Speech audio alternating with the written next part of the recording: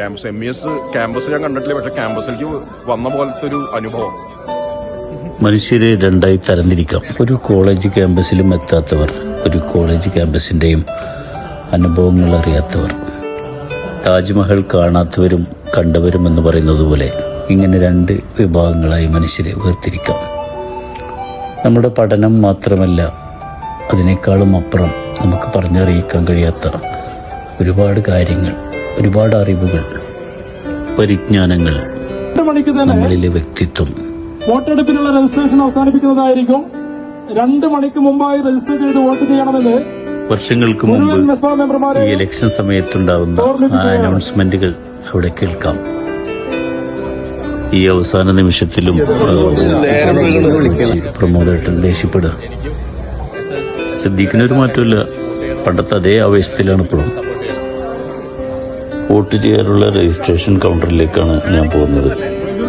എന്റെ നമ്പർ 138 പറഞ്ഞു. ഓരോ പാനലിലും മത്സരിക്കുന്നവരുടെ ലിസ്റ്റൊക്കെ കയ്യിലുണ്ട്. എന്തായാലും 138 എന്റെ നമ്പർ വാങ്ങി ഞാൻ തിരിച്ചു നടക്കുമ്പോൾ പ്രമോദേട്ടൻ എന്തായാലും ജയിക്കുന്ന നമുക്കറിയാം. പക്ഷെ അദ്ദേഹം കൂടെയുള്ള മറ്റുള്ള SFI സ്ഥാനാർത്ഥികളെയും സപ്പോർട്ട് ചെയ്തുകൊണ്ടിരിക്കുകയാണ്. ഇലക്ഷന് മത്സരിക്കുന്ന ഒരു സ്ഥാനാർത്ഥിയുടെ അതേ ചിരിയും അതേ മനസ്സും.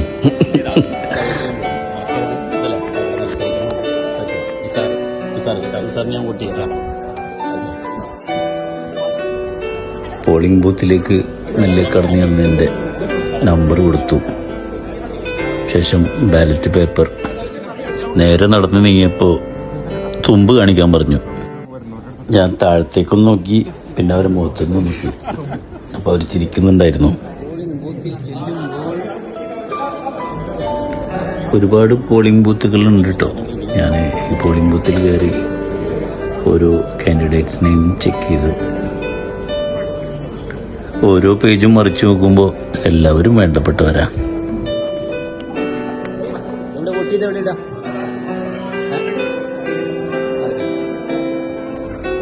നേരെ നടന്നു നീങ്ങി 4 ബാലറ്റ് ബോക്സ് ഉണ്ട്.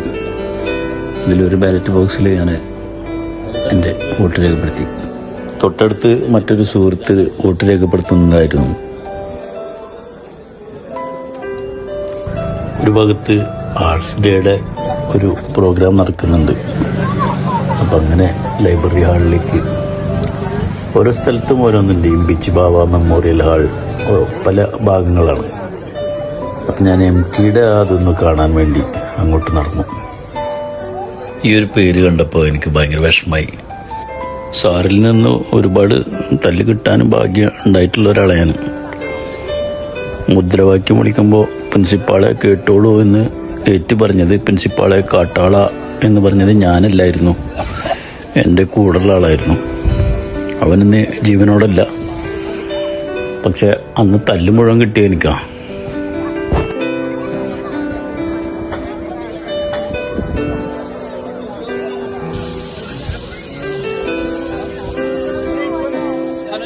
കോളേജ് കാലത്തെ പ്രണയങ്ങളെക്കുറിച്ച് ഒരു ഡിബേറ്റ് അല്ലെങ്കിൽ ഒരു സൗഹൃദ സംഭാഷണം നടക്കുന്നുണ്ടെന്ന് പറഞ്ഞപ്പോൾ നേരെ അങ്ങോട്ട് നടന്നു.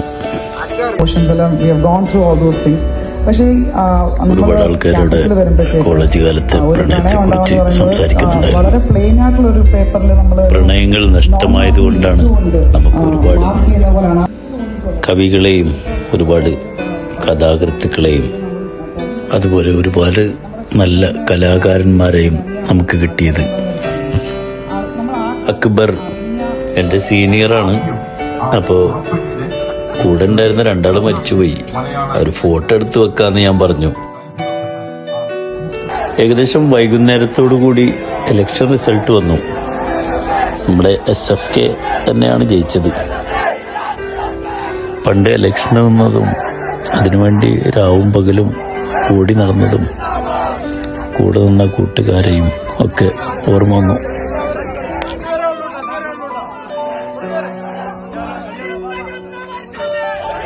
പണ്ടത്തെ അതേ മുദ്രാവാക്യങ്ങൾ അതുപോലെ തന്നെ കാണാൻ കഴിഞ്ഞു. എന്തായാലും ഈ ഒരു 2 ദിവസം സമ്മാനിച്ചത് ഓർമ്മകളുടെ പൂക്കാലമാണ്.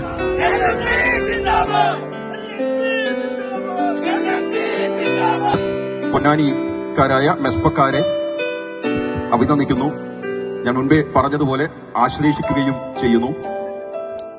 ഇത്തരത്തിലുള്ള ഒരു ദിവസം എന്റെ ജീവിതത്തിൽ സമ്മാനിച്ചതിന് ഞാൻ എന്റെ ജീവിതം പറഞ്ഞറിയിക്കാൻ കഴിയാത്ത ഒരുപാട് ഓർമ്മകളെ ബാക്കി വെച്ച് ആ ഒരു സന്ധ്യ അവസാനിക്കുന്നില്ല, തുടരുകയാണ്.